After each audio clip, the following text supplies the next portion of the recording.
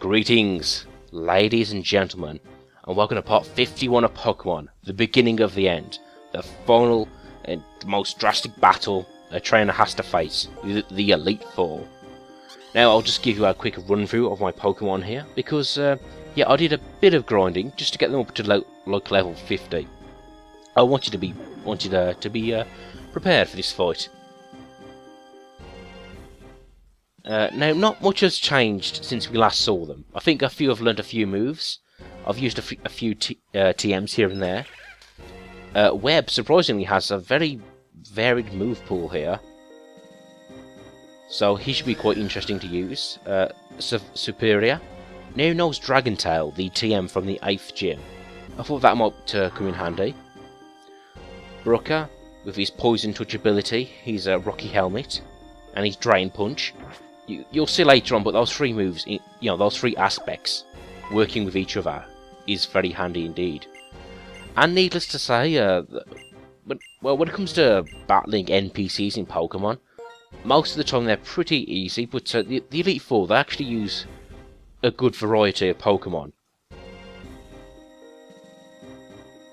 And they're actually very clever with their moves as well.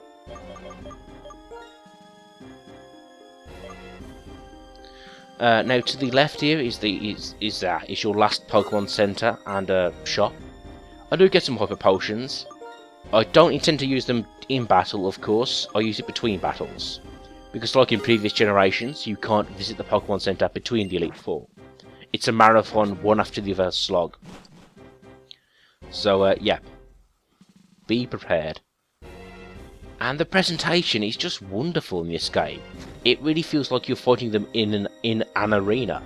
Speaking of which, let's start off with taking on the fighting member of the Elite Four, Marshall. And in this corner, we have the Marauder from the West Midlands, Jeff Bland. Yeah! And in this corner, we have the fierce fighting type user of the Elite Four, Marshall. Oh, I'm sorry, that was terrible. That was my crowd impersonation. But yeah, something I wanted to bring up. When you watch the Pokemon League in the anime, they all fight in arenas. And you never got that in Pokemon until now. It's like a ring, and this is like a prize fight. This is awesome. Now, the reason why I'm taking on Marshall first... Oh, and by the way, you can choose which ones you take on in any order, which is a wonderful addition to the Elite Four battles. But yeah, the reason why I'm taking on Marshall is because I think he's my biggest challenge. Seeing how I've only got really one Pokemon that has an advantage over fighting types, Mitchell here. And I say that, but be warned, some of these fighting types have rock type moves. So yeah, they're covered against their weaknesses. I start off with Air Slash, which has a chance of flinching the opponent, but no such luck here. Now I happen to know that this Pokemon here doesn't know a rock move, which is why I'm sending out Mitchell, but I'll be careful with the others. But yeah, now the four types the Elite Four use are Fighting, Dark, Psychic and Ghost. And to me, I don't know, Psychic, Dark and Ghost seem very similar to each other. Although granted, when you see the Elite Four in this generation, they do give them distinct gimmicks, so you can tell them apart easily. They have a different feel to them. So I do give them credit. But yep, my tactic here is to use Growl to lower his attack, because yeah, I'm going to use my Pokemon are actually going to work together for once.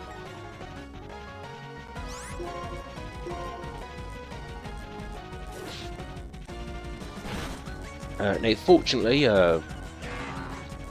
Brooker's only weakness is Grass-type moves, and as far as I know, I don't think Marshall has a Pokemon that has a Grass-type attack. Or at least at this point, anyway. I love this. I'm lowering his attack, and also the Rocky Helmet is lowering his health. Now it's Superior's time to shine.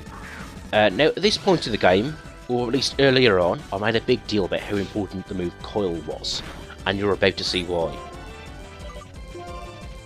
Oh, and Leech Seed as well. Yeah, Superior is definitely a stalling Pokemon.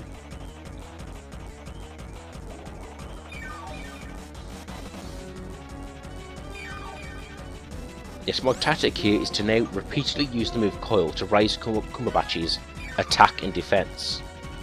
Now, if you're familiar with Pokemon, you know that there are special attacks and physical attacks. Now, of course, Marshall, being a fighting type user, for the most part, I can be pretty certain he's going to use physical Pokemon. So at this point, Coil is really going to be really effective.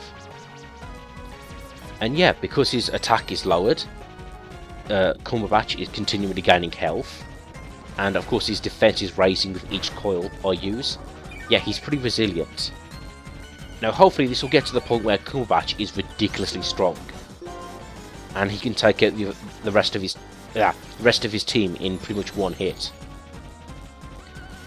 Now the Pokemon I think you really have to look out for is Conkeldurr.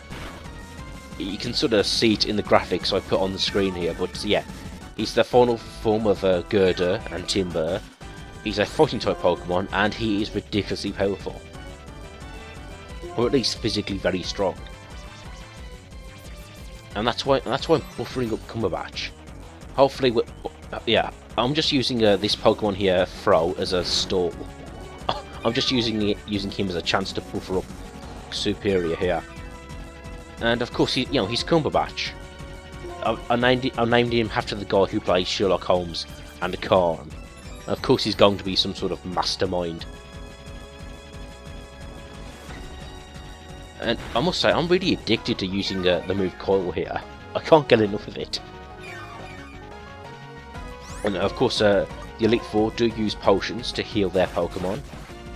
But yep, at this point, I'm thinking, yeah, I'm made to attack now.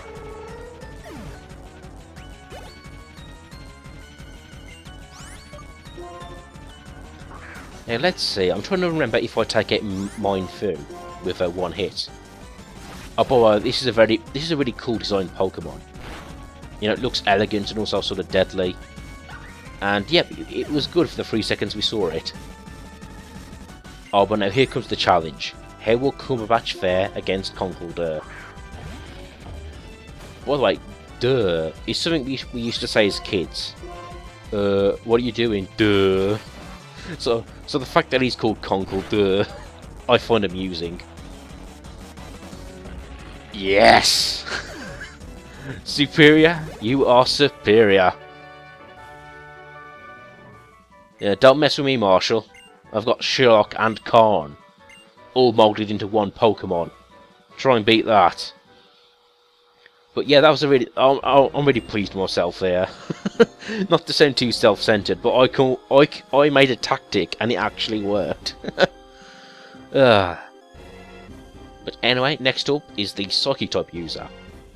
And yep, again, because you can choose to fight these in any order, I decided to go from... I decided to do it backwards. Now here comes this Psychic type user. Now, like I said before, Psychic, Dark and Ghost seem very similar types to me. But as you can see here, when it comes to the Psychic type, they've come with a sort of a sleepy, enchanted feel, which makes it different from Dark and Ghost, which I appreciate. Well, now this Elite Four can be a bit tricky, but luckily I have a Bug type Pokemon, Web, and a Dark type Pokemon, Tim Curry, my Lipard. So hopefully I've got two advantages against this user. Ooh, now something you need to watch out for is this Pokemon, because it's very powerful, has a high special attack, and it knows Focus Blast, a fighting type move. Yeah, which is why Webb is leading the front here, not Tim Curry.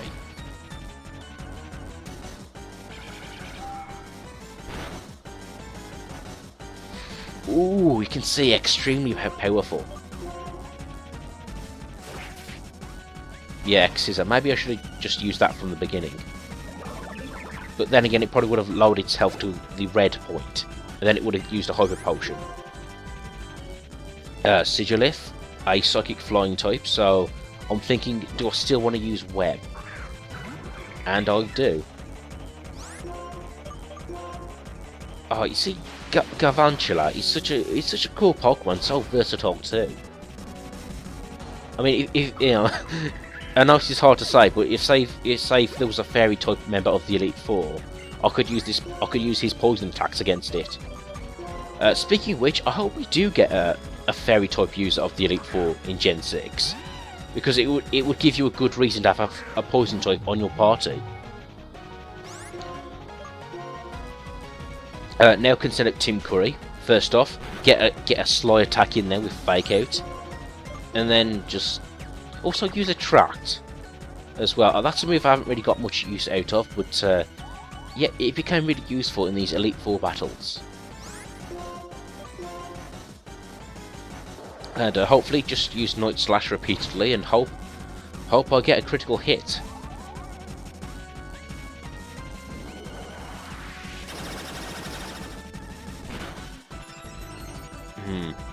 Unfortunately, this Pokemon seems to be very defensive, so yeah. Hopefully by using status moves I've sort of well, to put it this way, if it's a defensive Pokemon, this battle's going to last quite a few turns. So by using Attract, I've sort of hindered that sort of tactic, if you get what I mean. In fact, I sometimes think when it comes to RPGs, maybe there's like a rock, paper, scissors triangle when it comes to stats. Like status Pokemon beats tank Pokemon beats sweepers, and sweepers beat status Pokemon. Or any character in any RPG. But then again, that's kind of like a gross overgeneralization. Oh, now we have Gothitelle, the final form of Gothorika. And yeah, a Psychic Pokemon. Again, she should be a Psychic Dark type Pokemon. Clearly based off those anime type archetypes. Now again, hopefully Tim Curry will beat her with Night Slash, but then again, she's still pretty powerful, so I've still got my fingers crossed here. But overall, this battle wasn't too bad. I think you have to watch out for her first Pokemon's Focus Blast. Ranunculus or something, I forget how you pronounce his name, but I think that was the biggest problem. And with that, I've won. Yep. Ranunculus. I think that's how you pronounce it. But anyway, join me again in the next part.